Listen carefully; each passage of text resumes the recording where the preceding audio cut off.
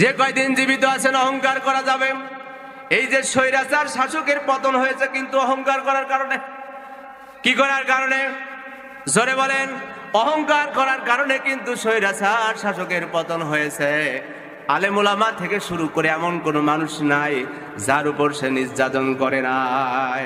এজন্য একটা সঙ্গীত আছে, বলবো? ও পোলাপান রে পালাই গেলাম তোদের কারণে। মারহাবা বলেন। ও পোলাপান রে পালাই গেলাম তোদের কারণে।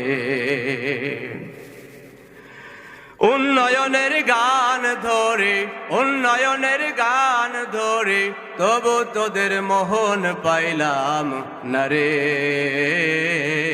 পালাই গেলাম তোদের কারণে। বলেন ও পোলাপান রে পালাই গেলাম তোদের কারণে। আমি এখন বাংলা শাড়ি পড়ে আসি বিদেশ বাড়ি।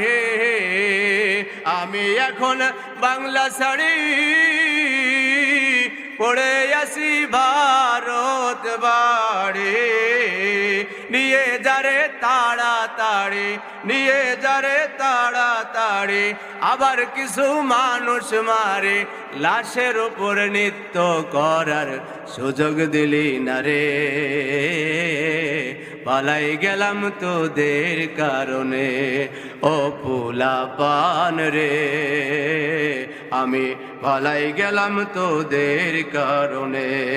দেশ করেছি দুর্নীতির আড়ত, বাকশালী যুগ আনবো ফেরত। কথা বলেন ঠিক কিনা? দেশ করেছি দুর্নীতির আড়ত, বাকশালী যুগ আনবো ফেরত। কোরআন হাদিস নিষেধ করার তোরা, কোরআন হাদিস নিষেধ করার সুযোগ দিলি না রে। পালাই গেলাম তোদের কারণে।